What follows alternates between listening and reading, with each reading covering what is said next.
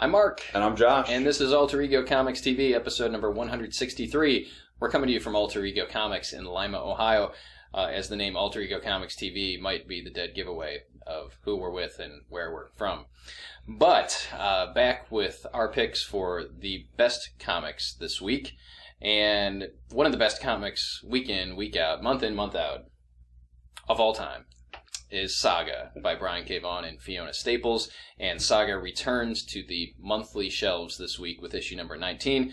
They've been on a break for a little while. Volume 3 has been on the stands for a little while, about a month, 3 weeks, give or take. Closer to 2 months, I think. Closer to 2 months. We're on a break! Time has no meaning to me. But the important thing to take note of here is that issue number 19 is the first issue after Volume 3. So if you've been reading Saga in collected format and you want to get in on the monthly issues so you can read all of the hilarity and awesomeness of the letters pages, then you should absolutely jump in here with issue number 19. Some time has passed. Hazel is a little bit older. Prince Robot's wife is given a little bit birth to a little robot. Just a little bit. Yes. The first page on this is just awesome. And it's just so good. I mean, it feels very familiar, even though we're only 19 issues in. To me, it feels like I've been reading this forever. But it's just that good. It's a very familiar. Familiar is not the right word. There's nothing familiar in this book at all, except for the way people interact with each other, maybe sorta, and the language for the most part. But really cool. You get to see what Marco and Ilana have been up to. Ilana is working as an actress. Which sort of. Kind of, yes. She's apparently auditioning for Gem and the Holograms. And Marco is a stay-at-home dad. He may also be the Unknown Soldier from DC Comics, or the Mummy. I'm not sure. I don't know what else we can tell you to get you to pick up Saga. I guess this is more of a public service announcement that it's back. And also for you to jump in with issue number 19 if you've been reading it in trade. If you have not checked out this book called Saga, because I know there's some people out there, pick up Volume 1. It is a no-brainer. It is universally loved. It is what good comics should be. And it's back. Yeah. No, you're right. Familiarity was the word there. That yeah. You don't want to say it, but it's so accurate. It feels very homey. I don't know what it is, but just reading those characters. I mean, stuff happens and we see the progression of the story, but a lot of it is just them finding their groove in this new life, and it's really, I don't know, it's comfortable. It's really it's comfortable, familiar, but still new and different and out there. Yeah. And we get, gut punched on the last page with something. So you get that to look forward to. So look forward to the first page and the last page. I'm sure you look forward to the first page. Yeah, you should also read the stuff in between. Next up for me, we've got Magnus, Robot Fighter, number 3 from Dynamite, written by Fred Van Lente with art by Corey Smith.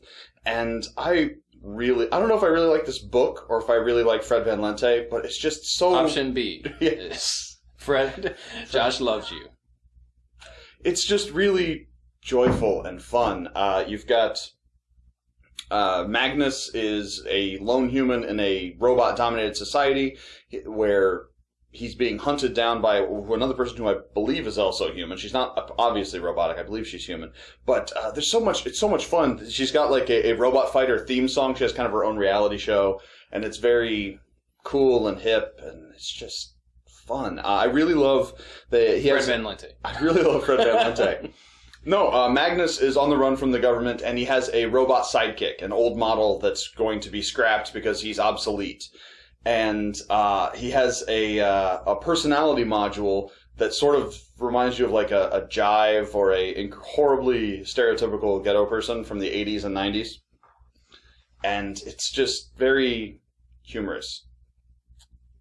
The end. It is. It's fun. Like, I smiled and enjoyed reading the comic book. And this is issue number 3. This is 3. They've all been good. Still time to get on board with issue number 1 and issue number 2. I believe we still have both issues in stock.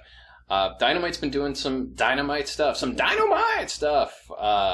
with the Gold Key titles, and I'm as mystified and amazed as anyone about that.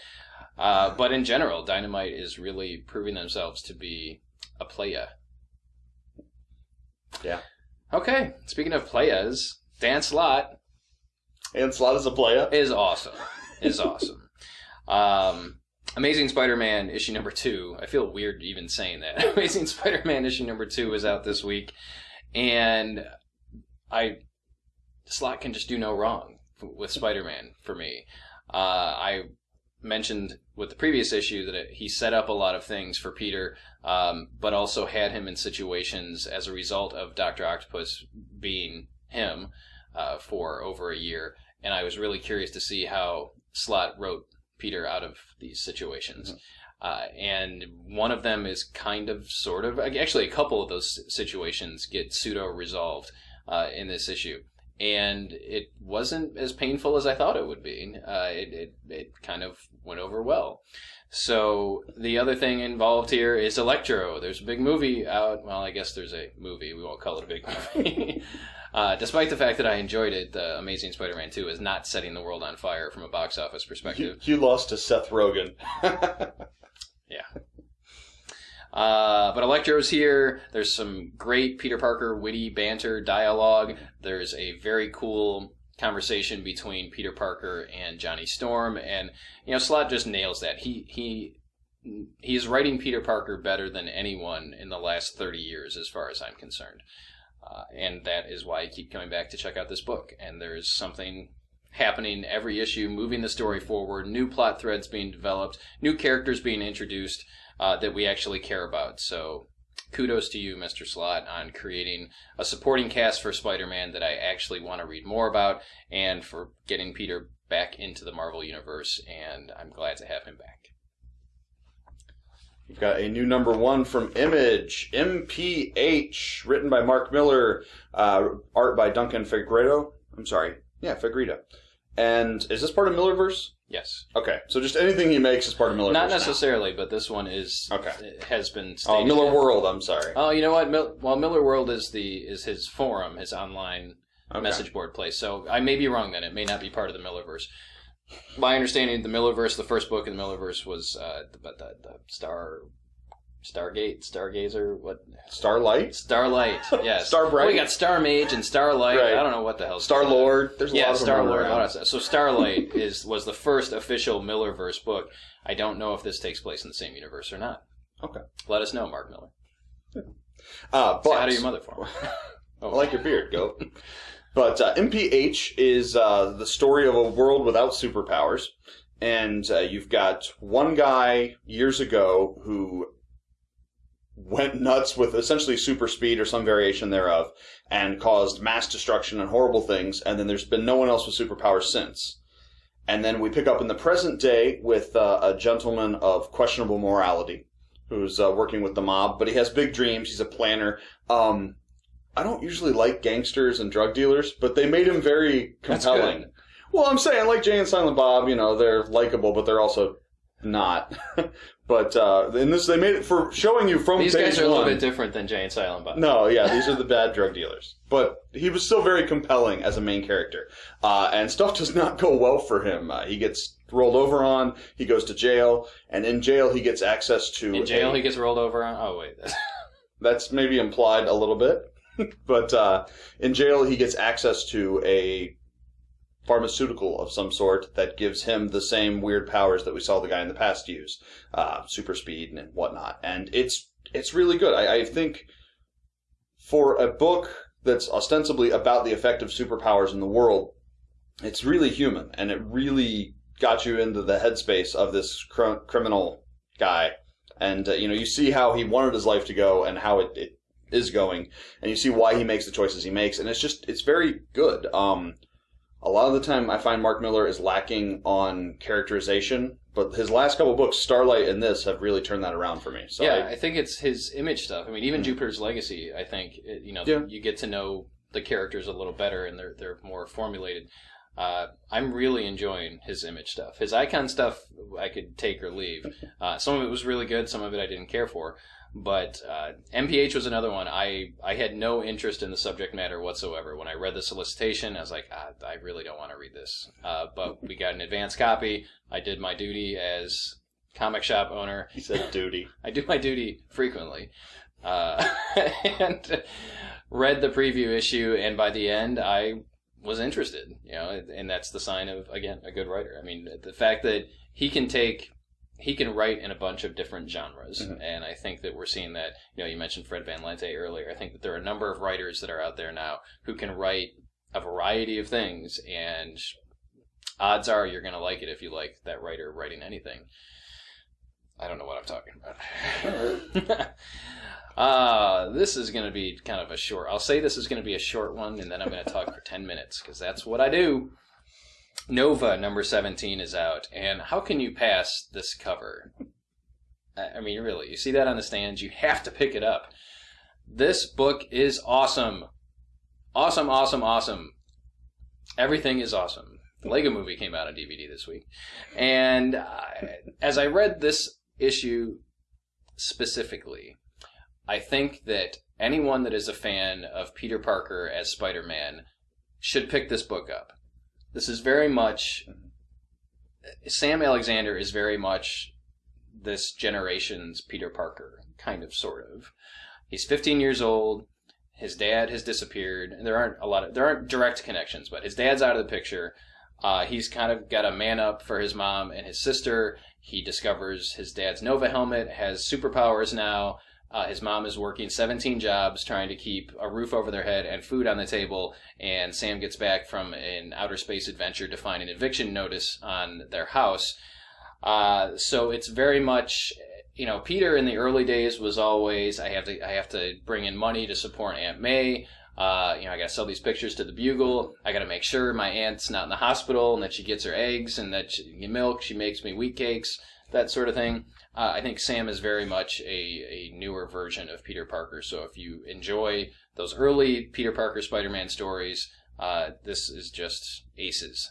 Written by Jerry Dugan, artwork by Paco Medina, and I'm loving Medina's artwork. I mean, he's very similar to Ed McGuinness, but he's got his own style, and I actually prefer his stuff to Ed McGuinness. No offense, Mr. McGuinness. I like your art, too. It is pretty. Last up, I'm sorry, we have another quick public service announcement. Too many new books to talk about all of them, but one you should be aware of is Star Wars Darth Maul, Son of Dathomir. Is that a Lord of the Rings character? No, Dathomir is the planet which has 4 switches on it, and you may remember it from the courtship of Princess Leia. 4 switches or 4 switches? 4 switches. Okay. Witches who use not the Force. 4 like switches that you beat. No, they're not switches. There are 4 lights. There are 4 lights. And you may remember what was that from, folks? Put it in the comments below. Is my impersonation dead on? And Dathomir is the planet that Han won in a bet to give to Leia as a wedding present. Your Star Wars knowledge astounds me. Yes. And it will not matter in 6 months when they reboot the universe. So, this actually is great because if you may remember a little TV show called The Clone Wars, and it got canceled rather abruptly. There were a lot of storylines that were kind of in the middle when it ended, and this is taking the end of the Darth Maul story from the stories written by the people on the show and completing it. You get a conclusion to the arc. This is the first issue. It's, I believe, a 4-issue miniseries. So if you like Clone Wars, you want to find out how Darth Maul's story ended now that he's back with mechanical legs, this is where you find it out, only in comic books. But my actual last pick this week was The Last Broadcast, written by Andre Cirangello, with art by Gabriel. Peter Gabriel? Yes, Peter Gabriel. The Angel Gabriel? And this is just a very cool book. Basically, it's a combining sort of a urban exploration story with the story of a magician trying to make it, and it's really fun. We're following, it's kind of intercut. We get these people digging underground, not digging, but going through tunnels and kind of closed off passages beneath the city. I believe we're in Seattle. That doesn't make sense. Seattle doesn't have an underground. No, San Francisco. Sorry. That makes more sense. So, The Last Broadcast. Yes, people exploring underground closed off passages. And that's intercut with a young magician trying to get work and failing horribly. And he's sort of a classical stage magician. And that's fun. I really like elements like that, if you recall, from stuff like Smoke and Mirrors or Now You See Me. That kind of classic stage magician stuff is just a good time. And the interesting part is he's failing, and so he's trying to make money writing, trying to, make money any way he can. And one of them is he's talking about his theories about a magician who disappeared years ago and how, did he disappear? Was it on purpose? Was it part of his last great illusion? Did he just die? And it sort of interweaves with the story of these people exploring the subterranean parts of San Francisco, and it was just a lot of fun. Very ambience. What's the word? Very thematic. Very the word escapes me, but it had a very specific feeling to it, and it was interesting. I liked it. Okay. So, X-Men Days of Future Past opens this week. Unfortunately, there is no early showing for us to go to tonight. Today's Thursday, by the way. And I ain't staying up past midnight for anybody. Not even you, Wolverine. Gots to get up. But atmospheric. It's very atmospheric. It is. So, in honor of X-Men Days of Future Past, we thought we'd run down our top 5 X-Men stories. Ground rules. Okay. I have no rules. No, you see, good fences make good neighbors. 2 men enter, 1 man leaves. Thunderdome. That's it. Good fences make good neighbors. Good rules make a good list. First off, what is X-Men? Are we counting Excalibur, X-Factor, X-Force, New Mutants, the X-Family, or is this just X-Men stories? Books with X-Men on the cover. The words X-Men. The words X-Men on the cover. on the cover. Okay. And Josh is out. And I'm out.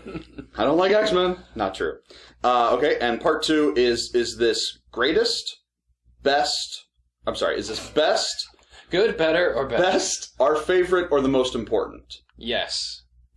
Can't say yes. I'm going to... Is this the ones we like the most? Is this the ones that are the best written? Let's go favorite. with favorite. Okay. That is acceptable. Because everyone is going to have a different take on... There are some that are universally regarded, and I think we're going to hit a couple of those. But I know my list is populated by X-Men stories that I read as a kid, because they had... And maybe they have stood the test of time. Sales in the store would not agree with me. But I think that... Anyway, let's get started. I will start with God Loves, Man Kills. For me, that was pretty much my introduction to the X-Men. I read it shortly after reading Secret Wars, which was my gateway drug into comics. And many of the X-Men were in Secret Wars, and I didn't know who Rogue was. I didn't know who Kitty Pryde was. I didn't know who Colossus was. I don't even think I knew who Wolverine was when I read Secret Wars. I knew Spider-Man and Captain America and maybe the Fantastic Four. So, God Loves, Man Kills was my first exposure to the X-Men, and it is a very... I think it does a great job of setting up who the X-Men were in the 1980s, in the early 1980s. And it lasted for a while. I mean, their situation has not necessarily improved. I mean, I guess it has, since many of them are Avengers now, but they're still dealing with prejudice and bigotry and killers and all that kind of stuff. So, it is the story of Reverend Stryker. It is the story of a little bit of Magneto and Professor X's relationship, and how really they're both ultimately trying to accomplish the same thing, which is to keep mutants safe. And one takes the path of violence, and one takes the path of non-violence, or at least non-killing violence. And it's very dark. It's very edgy for that time period. I think even today it has elements that you don't see in mainstream Marvel Comics. Mm-hmm. But it has stood the test of time. I think anybody can pick up God Loves, Man Kills today and enjoy it for what it is, which is an all-around awesome X-Men book. Written by Chris Claremont, artwork by somebody who I can't remember. But it's kind of a good starting point, I think, if you're looking to get into the X-Men. Was that Marvel's first graphic novel? It was not Marvel's first graphic novel, but it was one of the oversized, and by oversized I mean tall and wide rather than thick, because it's a very short story. It's probably somewhere in the neighborhood of 75 or 80 pages. But it was one of Marvel's original graphic novels back in the early 1980s. It is available now in a regular-sized trade paperback. Right. All right. I'm going to throw something out here. You don't like it, you send it right back. We're going to talk about the Scarlet Witch saga, or what I like to call No Mutants for You. Basically, the last 10 years of the X-Men has been one involved story about the extinction of the race. Starting from the last page of House of M, because House of M is super awesome, but it's not an X-Men story. But the last page where she says no more mutants fundamentally alters the entire feel of the X-Men universe. I agree. And then from there we go into into Messiah Complex and Messiah War and Second Coming, and ultimately into AVX, where it's all rounded up and together. I mean, and it's one story, but it's interwoven with subplots. I mean, it's about the rise of Wolverine. At the start of House of M is where Wolverine gets his memories back and starts to see who he is, and he becomes more and more like Professor Xavier. He's running the school, he's becoming an authoritative figure, and it's the decline of Cyclops. As the race is extinguished, we have 200 mutants instead of millions of them. You've got Scott getting progressively more and more warlike, almost. More and more like Magneto. Right. And Wolverine becoming, which is an interesting dynamic. That you have they invert. The very, violent and feral Wolverine becoming more peaceful and wanting to train people. And Scott gets more and more. Scott, who was at always, all costs, protect the race. Right. Scott, who was always, he was a leader, but he was very much a follower as well. I mean, he would do whatever Xavier said. And then he killed him. Yes. When we get Davey. As we often do with our father figures. Sometimes Oedipus. But it's also, the rise of Hope is sort of a subplot in that. That's about the rebirth of the mutant race. The redemption of the Scarlet Witch, which is why I think Avengers Children's Crusade kind of plays into that. Oh, absolutely. And it's one that gets overlooked, constantly. Yeah, so, I mean, I don't know what you call That's it. That's about 17 books. It's 17 books, but it's one story. Everything in the mutant universe has been about this one sub-multiplot. And that's actually what X-Men are great at. They have subplots that run for years before they come to fruition. X-Men is almost like a soap opera. I mean, there's 800 cast members, and Wolverine has kissed all of them. And, there's just... So that was, yes, the Scarlet Witch story, the Saga of Scarlet Witch. So start with House of M, or do you start with Avengers Disassembled? You could make the argument for Disassembled. Again, not really an X-Men book, but it sets you up for House of M. I think House of M is at least necessary to see. House of M is necessary for anything in the Marvel Universe ever. It's awesome. But yeah, and then the Messiah Complex, Messiah War, and Second Coming. If you like... The evolution of Hope as a character is important to this, and... Until the Cable series, Hope was basically a plot device. I mean, she was a baby. She had no volition in her own life. So the Cable series is important. And then Witch comes back in Children's Crusade. And it all comes to a head, the culmination of everything in AVX, where Wolverine reaches the peak, where he's fighting with the Avengers against the X-Men. Scott reaches the low, where he kills his mentor. Hope becomes an adult and comes into her power. And Scarlet Witch helps her destroy the Phoenix and bring life back to the mutant race. So it is a huge, overarching... It's the Lord of the freaking Rings of X-Men stories. And you should read it, because it's awesome. All right, we'll go back in time again. Let's go to the Dark Phoenix saga. I think that is universally praised and regarded as one of the best. It has good rereadability. Is that a word? Yeah. It is now. But that covers so much stuff that has been referenced in X-Men stories for decades beyond. Including the first exposure to the Hellfire Club, the introduction of Emma Frost, and the Black Queen, Selene, and basically all the members of the Hellfire Club. You've got the introduction of Dazzler. You've got what else? Well, Jean, becoming Dark Phoenix. You've got the transition from Phoenix to Dark Phoenix. Well, and even as Jean became Phoenix originally, which is a few issues before that. Well, almost 2 years before that. Well, yeah, it was a ways before that, but amazing artwork by John Byrne. Great storytelling by Chris Claremont and John Byrne. I think they were listed as co-creators at several points during that. But the great thing about it is it's available in one handy-dandy collected edition where you can see the whole thing from beginning to end. From, again, Jean's powers continuing to expand and her going over to the dark side all the way to the death of Jean Grey when she's put on trial for murdering millions by the Shi'ar. And it has come back again in All New X-Men and the Guardians of the Galaxy crossover, which recently happened, written by Brian Michael Bendis.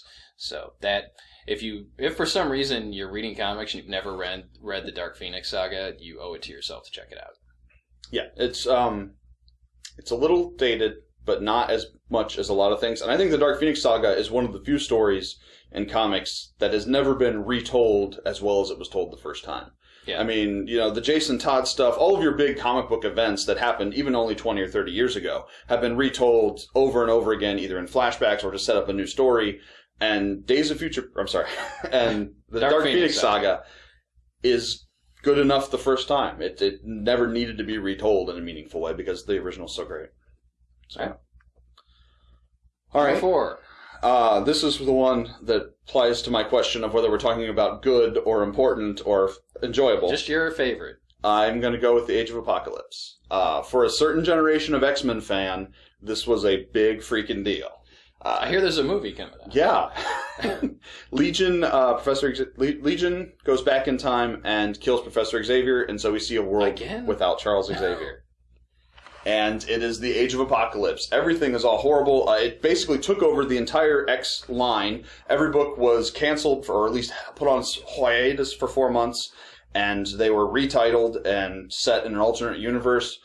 We've got Cable being a genetic product of Mr. Sinister messing with Jean and Scott's DNA. We've got a one-handed Wolverine, who in that universe almost gets to fulfill his relationship with Jean, sort of, barely, not really. Wolverine never gets it done. But this world where Magneto has almost become an Xavier-like person. You know, he's taken over Charles's dream, and while he's not strictly nonviolent, he's definitely trying to find a way to survive. And, you know, we've got people switching sides. You've got Hank McCoy, who is, along with Cyclops, one of the classic kind of Boy Scout. He epitomizes Xavier's dream. And in the Age of Apocalypse universe, Dark Beast is so janked up and evil and he's like hideous. a Nazi scientist. Yeah, he's terrifying.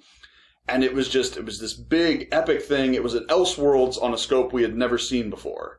And it was great, and that's why we still talk about it today. It's still popular, and we're probably going to get a movie of it next, maybe. We're getting a movie called Age of Apocalypse. Is it called Age of Apocalypse or X-Men Apocalypse? I think it's just called Apocalypse. Now, I want to see an Age of Apocalypse movie, but I don't know. That would have to be an animated direct-to-DVD, I think. Well, they already did. They did it a little bit in the X-Men cartoon, yeah, which was kind of hideous. So. And Josh raises a good point, because that would not make my list. I'm not suggesting that it's of quality, but I'm suggesting it's important, and I love it. No, there's a certain, again, people of a certain age. And I don't necessarily think age has everything to do with it, but I think it's a big part of it. Those of us that were a little older when Age of Apocalypse came out don't look too kindly on it, but those that were a little younger, it's kind of like when I'll keep up bringing Secret Wars. Mm-hmm. You know, as a 10-year-old kid reading Secret Wars, my mind was blown. As a 40-year-old adult reading Secret Wars, it's freaking horrible. But anyway. All right, so we're down to one left. Number 5. I am going to go with... All right. I'm going to break the rules. This is what I do, and I'm allowed to, because I'm the boss. I'm going to go with a 3-pack of 80s-era X-Men events. And the first would be the Mutant Massacre, which was around issue number 209, 210, and was the first X-Men crossover, I think. It crossed over between New Mutants and X-Men, and X-Factor, I believe, was still going, or was begun around that time. Mutant Massacre. Maybe not. It might have just been X-Men and New Mutants. But the Marauders, led by Sabretooth, are sent after the X-Men, as well as the Morlocks, who are friends of the X-Men that lived in the tunnels under New York City. And a bunch of crazy stuff happens. Great fights. Numerous X-Men are mortally wounded. Long-standing characters die. It sprung out into other Marvel Universe titles for single issues. Thor springs to mind, where he finds Angel nailed to a wall down in the Morlock tunnels, nailed through his wings. I think Power Pack was involved. There were a number of issues that it tied into, and I could be off on this, so don't hold me to it. But if it wasn't the first, it was one of the first X-Men mega events. That was Mutant Massacre, followed by, there were 2, and now I can only think of one. Fall of the Mutants. Okay. I may only talk about 2. My brain just took a dump. I don't know what's going on. I think your X-Men graphic novel's right there behind you. Fall of the Mutants. Well, I know the time period. Let's go with those 2. Fall of the Mutants, yes. Like, carry on. Again, just some crazy, epic battles. A stunning Wolverine Sabretooth battle. Wolverine is leading the X-Men at that point. Havoc is involved. It, again, crossed over into all the X books, and I think it spun out into some of the other ones. I'm doing a very poor job selling this, but because all of a sudden my brain is not working. Fall of the Mutants, very cool. There's an omnibus, which is on my shelf right over there. I could probably look at it, tell you what happens, but Fall of the Mutants, again, it's doom and gloom with the mutants, and that was the theme in the 1980s in regards to the X-Men, doom and gloom. Every X-Men story was the Empire Strikes Back. Pretty much, they never really yeah. win, they just get to survive. And actually, I think I was thinking there was a third component, and the third one is Inferno, but I'm not going to talk about that one because it's good, but it's not as good in my opinion. I guess I'm thinking of the end of Fall of the Mutants, which really sets up the Mark Silvestri, Jim Lee, Chris Claremont era of the X-Men. Silvestri was involved with Fall of the Mutants doing the artwork, but afterwards, at the end of Fall of the Mutants, the world thinks that the X-Men are dead. And they actually are in Australia, which is kind of like being dead, but not really. So there's a time period where the X-Men, the core group of X-Men, are believed to be dead. So Wolverine, Storm, Colossus, and some other people. And they're living in the outback with Gateway, with his little twirly thing that allows them to travel different places. So it just set up a very different take on the X-Men for a few years. And that sets us up for when Wolverine gets crucified, right? Or Exified? That was during the time they were in Australia with the Reavers. They were actually called the Reavers, yeah. So that's it. So let's just say 2. I'm going to sneeze. Maybe. So Mark loves X-Men from the 80s. Excuse me.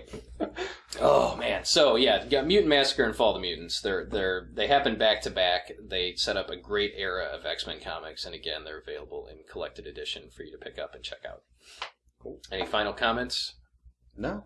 Okay, I've heard good things about Days of Future Past, but I'm sure we'll see it this weekend. Maybe we'll give you our 2 cents about it on next week's episode. So, X-Men stories. What did we leave out? What are your favorites? Do you agree with the ones that we talked about today? Let us know in the comments below. We always appreciate hearing from you. Thanks for watching. See you next time.